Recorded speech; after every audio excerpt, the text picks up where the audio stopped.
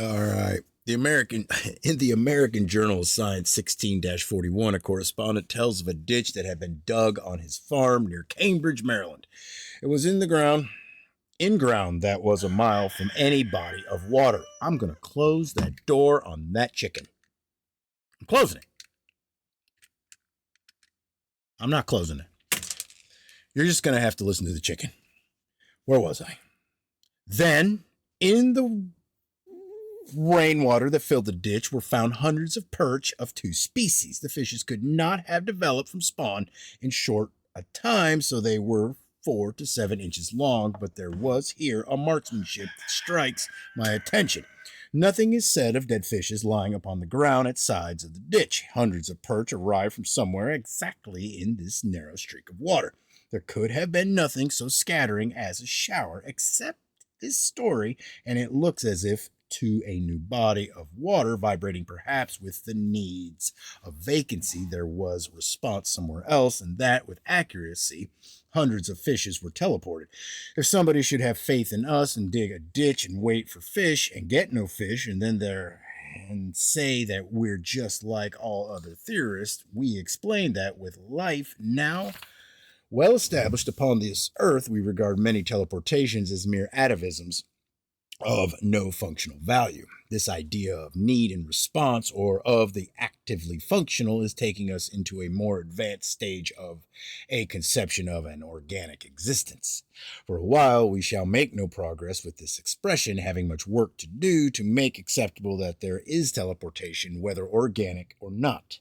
Perhaps some sudden and widespread appearances of exotic plants were teleportations. Such appearances in Australia and New Zealand seem to be satisfactorily explained as ordinarily importations, but in the London Daily News, April 1st, 1924, Dr. F. E. Weiss, professor of botany, University of Manchester, tells of the Canadian pondweed that suddenly infested the canals and slow-moving rivers of England about the year 1850, and says that the phenomenon never had been satisfactorily explained. Cardiff, Wales, Evening Express, June 1st, 1919. The countryside is set by the ears. That's a queer way for a countryside or anything else to be set. There may have been a queer occurrence. It is said that upon land belonging to Mr. William Calvert, between the villages of Sturton and Stowe, 10 miles from Lincoln, wheat had appeared. It was 10 years since wheat had grown here. There had been barley, but this year the field had been left fallow. It was a fine crop of wheat, apparently of more robust growth than some in the cultivated fields around. Farmers from far and near were going to see this phenomenon, but nobody could explain it. Perhaps at the same time, another mystery crop appeared somewhere else. Sunday Express, London, August 24th, 1919, that in a field near Ormskirk, West Lancashire, where the year before, because of the drought, wheat had died off so that there was nothing worth harvesting, a crop of wheat had appeared. That some of the seeds that had been considered worthless should sprout would not have been considered extraordinary, but this was one of the best crops of vigorous young wheat in West Lancashire for the season. Though I am not a very pious theologian, I take respectful notice here. A providence that gives one snails or covers one's property with worms has to be called inscrutable. But we can understand a good crop of wheat better, and that is enough to make anybody grateful until come following seasons with no more benefactions. We take up again the phenomenon of localized repetitions, which suggest the existence of persisting translatory currents. If again we come to the seemingly preposterous, we reflect that we have only preposterous pseudo-standards to judge by. In this instance, the sending of saltwater fishes to a freshwater lake is no more out of place than, for instance, is the sending of chaplains to battleships, and of course, in our view, it is what is loosely called nature that is doing all things. Perhaps what is called nature amuses itself by occasionally sending somewhat intelligent fellows to theological seminaries and saltwater fishes to fresh water. Whether we as theologians believe in God or accept that there is an organism wherein we agree is in having often to apologize for him or it. In Science, December 12, 1902, Dr. John M. Clark writes that a strange-looking fish had been caught in Lake Onondaga, western New York, and had been taken to Syracuse. Here it was identified as a squid. Then a second specimen was caught. Whatever thoughts were trying to develop did not belong away back in the Dark Age or the other Dark Age of the year 1902. Just where they do belong has not been decided yet, said Dr. Clark with whatever reasoning abilities people had in the year 1902. There are salt springs near Lake Onondaga, so perhaps there is in the lake a substratum of salt water. The idea is that for millions of years there had been in Lake Onondaga ocean life down below and freshwater things swimming around overhead and never mixing. Perhaps by way of experiment, Dr. Clark put salt water and a herring in an aquarium and then fresh water and a goldfish on top and saw each fish keeping strictly to his own floor, which is the only way to get along as neighbors. Another scientist turned on his reasoning abilities. Professor Ortman of Princeton University examined one of the specimens, which according to him was a short-finned squid of the North Atlantic about 13 inches long. Professor Ortman reasoned that Atlantic fishermen use squid for bait. Very well, then other fishermen may use squid for bait. So somebody may have sent for squid to go fishing in Lake Onondaga and may have lost a couple of live ones. This is the science that is opposing our own notions, but for all I know, it may be pretty good science. An existence that would produce such explainers might very well produce such fishermen. So perhaps fishermen of Lake Onondaga, with millions of worms around, send several hundred miles for squid for bait, and perhaps Atlantic fishermen with millions of squid available send all the way to Lake Onondaga for worms. I've done foolisher myself. It seems to me that there is something suggestive in the presence of large deposits of salt in this lake, but I have heard nothing of salt water in it. There's no telling about a story that was published in the New York Times May 2nd, 1882, but if it could be accepted here, would be something worth thinking about. That a seal had been shot in Lake Onondaga. Some years before the appearance of the squid, another sea creature, a sargassum fish, had been caught in Lake Onondaga. It had been exhibited in Syracuse, according to Professor Hergret of Syracuse University. It has to be thought that these things were strays. If they were indigenous and propagated, they'd be common.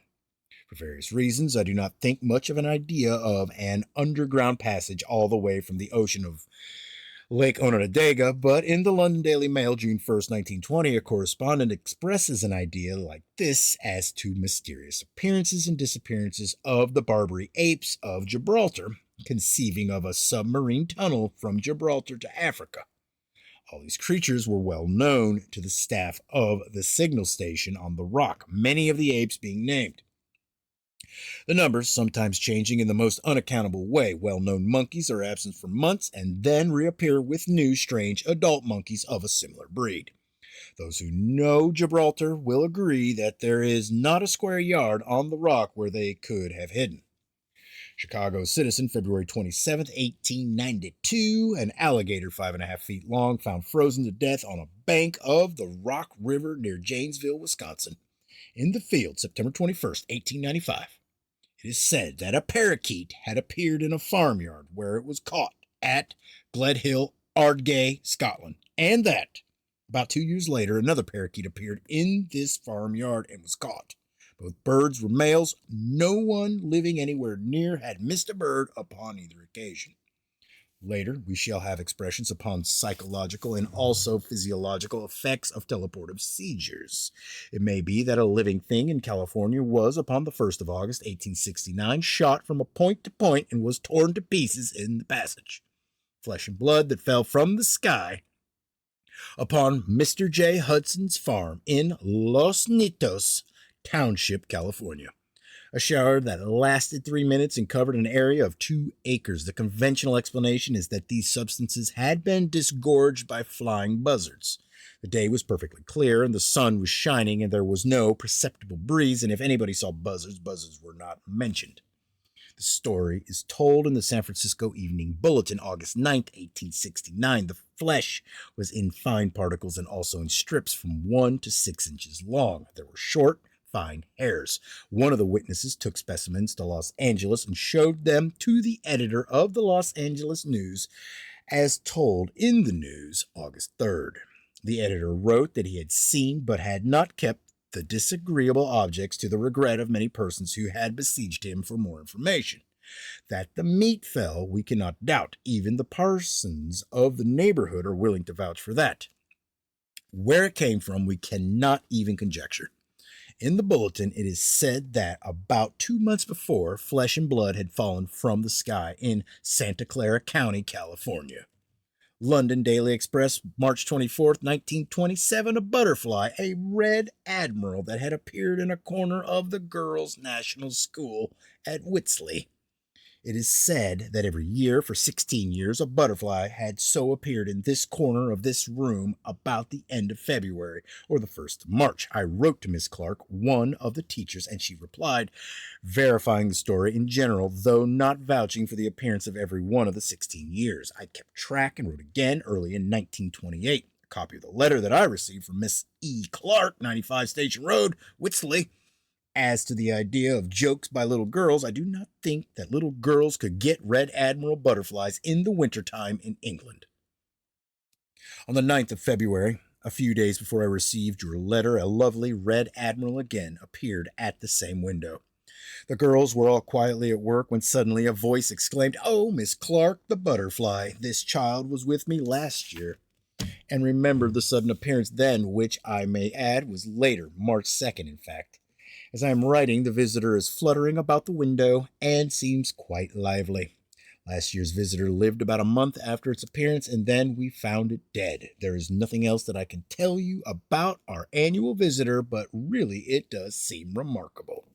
Early in the year 1929, I again wrote to Miss Clark, but this time she did not answer me. Maybe a third letter was considered too much of a correspondence with somebody who had not been properly introduced. Anyway, people do not like to go upon record in such matters. There are circumstances in the story of the children of Clairvaux that linger in my mind. It was a story of a double or reciprocating current. I have searched for amounts of a mysterious disappearance and an equally mysterious appearance of something in the nature of an exchange in the same place. Upon December 12, 1910, a handsome, healthy girl disappeared somewhere in New York City.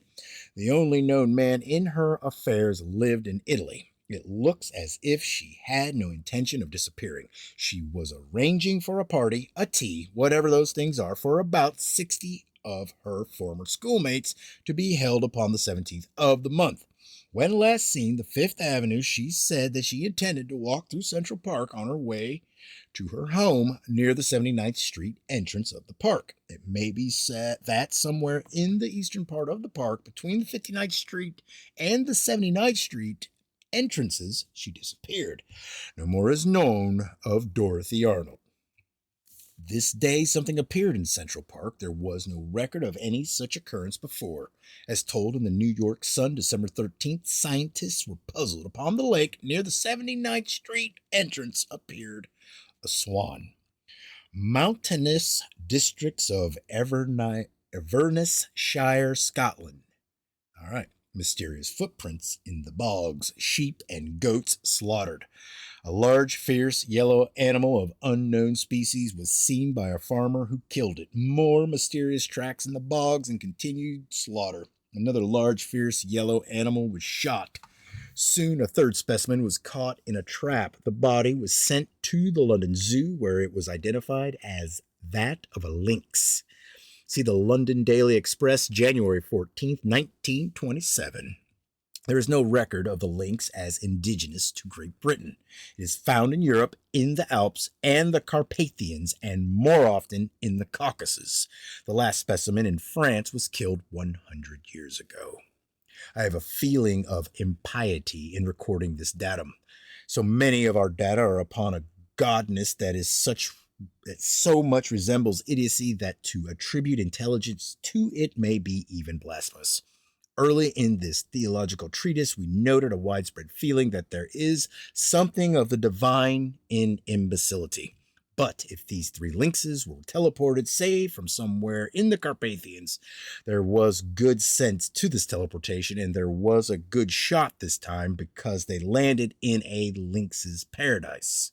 There is no part of Great Britain that is richer in game than is Inverness-shire, and the country abounds with deer and sheep. However, if into this Eden were shot an Adam and two Eves, and these two Eves cats, we may think of this occurrence with a restored piety. In the London Evening Newspapers, August 26, 1926, it was told that a mystery had been solved. People in Hampstead, London, had reported that in the pond in Hampstead Heath there was a mysterious creature. Sometimes it was said that the unknown inhabitant was a phantom, and there were stories of dogs that had been taken to the pond and had sniffed and had sneaked away with their tails between their legs. All this in London, in a London park. There was a story of a huge black creature with the head of a gorilla and a bark like that of a dog with a sore throat. Mostly these were fishermen's tales. Anglers sit around this pond, and sometimes they catch something. On the night of August 25th, the line of one of these anglers named Trevor was grabbed. He landed something. This is Mr. Trevor's story. For all I know, he may have been out on an iceberg somewhere hunting for materials for his wife's winter coat, catching something that was insufficient if he had a large wife. All that can be said is that Trevor appeared at a hotel near the pond carrying a small animal that he said he had caught in the pond. Mr. F.G. Gray, proprietor of the hotel, had an iron tank, and in this the creature was lodged. And the next day, the newspapers told that a young seal had been caught. Reporters went to the place, and one of them, the Evening News representative, took along Mr. Shelley of the London Zoo. Mr. Shelley identified the animal as a young seal and no tame specimen, but a wild one that snapped at his fingers that were poked anywhere near him. So it was said that a mystery had been solved, that there were stories of other seals that had been seen or had been heard barking before the time of the birth of the seal in the London pond. One would think that the place was somewhere in Greenland. It was Mr. Gray's statement that for several years there had been intermittently these sounds and appearances. The pond is connected with the River Fleet, which runs into the Thames, and conceivably a seal could make its way without being reported from the ocean to this park far inland in London.